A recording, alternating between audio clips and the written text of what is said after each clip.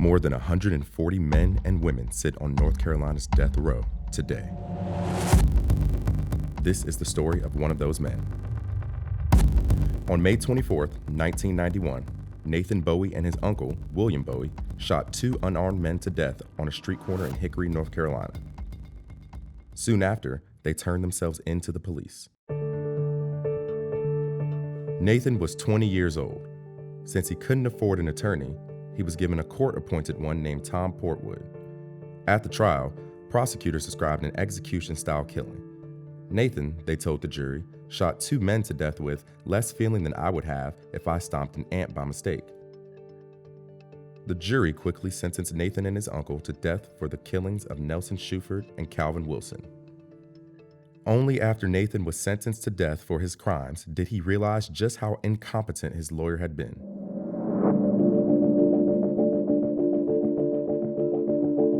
Portwood would arrive at the jail to visit Nathan smelling of alcohol. Because I'm an alcoholic, I can look at somebody else and sort of see if they having a problem with something. And to me, he had a problem with drinking. But who am I to say that he's an alcoholic? Nobody is going to believe me. Nobody is going to trust my word. There's no way the court is going to allow an incompetent attorney to represent me. So I got to trust this guy. And to find out that he was a drunk, I just don't understand it. I don't understand it. Only years later, when he was dying of an alcohol-related illness, did Portwood admit to drinking 12 shots a day and coming to court drunk, even in capital cases. During the time he represented Nathan, police stopped Portwood's car and measured his blood alcohol content at 5 times the legal limit, enough to kill most people. Today, evidence about the client's background and life story are key to capital defense. This evidence helps put the crime in context, and while it doesn't excuse killing or eliminate the need for severe punishment, it usually persuades a jury to vote for life instead of death. But Nathan missed that chance because his attorneys went to court unprepared and lacking significant evidence. This allowed prosecutors to paint Nathan as a seasoned killer. They could just say that type of stuff, that I'm in some gang or all this violence and stuff that they portrayed me. That's not me, and that's so far from the daggone truth that it's just unbelievable. On the day before the murder, Shuford and Wilson argued with Nathan's aunt and fired a shot at her. Nathan believed his family was in danger, so he agreed to help his uncle track the men down. He says he never intended to kill them, but when he and William found themselves going up against a group of men he assumed were armed, he panicked, fired several shots, and fled. Nathan knows he committed a terrible crime and deserves to be punished. All he wanted was a fair trial and a chance to tell his whole story. I made a mistake. It was no evil intent. I was scared. But they just twist the story all up. They don't know who I am. The jury didn't know who I am. It's just whatever the DA had said and what my lawyer didn't say. His childhood was marred by abuse, neglect, and his family members' substance abuse. They lived in poverty without the resources for effective treatment. When he was just 11 years old, Nathan began to self-medicate with alcohol.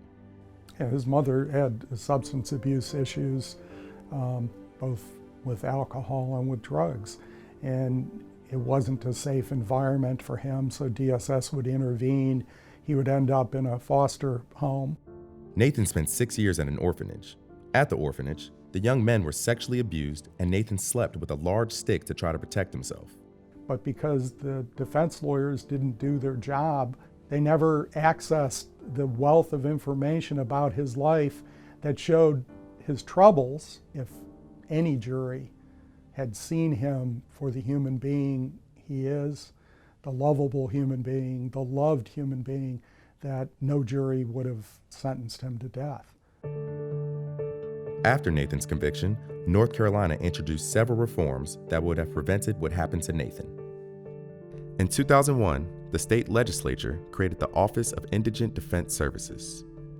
This office now closely monitors the performance of capital defense attorneys.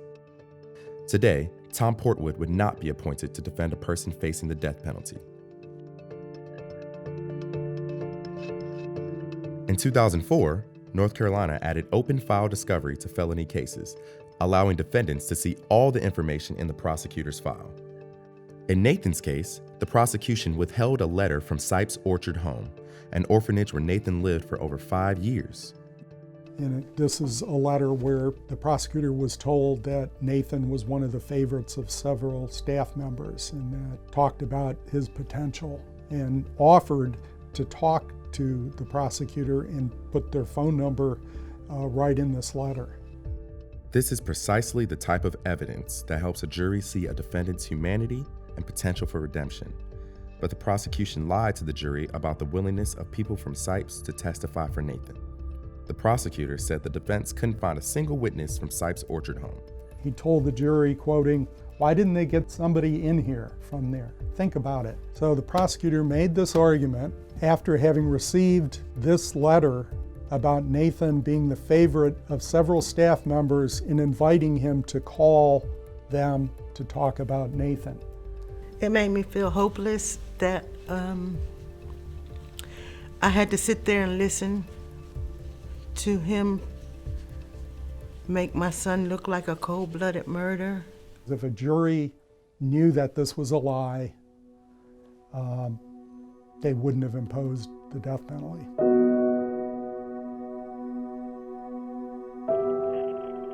The situation I'm in, which I'm very sorry for, doesn't mean you just throw me away, you know what I'm saying?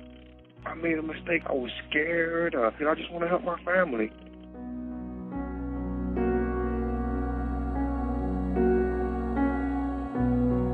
Dear Mom, I got a chance to finally hug you after all these years. This is all I have been thinking about.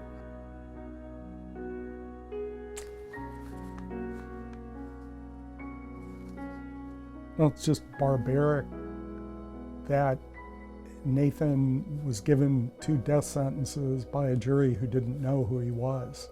Because if they knew who he was, that his mother loved him, that the folks from Sipes loved him, that they never would have sentenced him to death.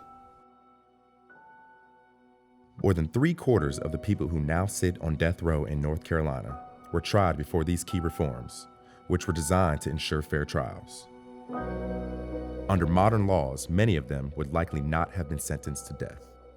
It's time to revisit these cases and ensure that each person receives equal treatment under the law.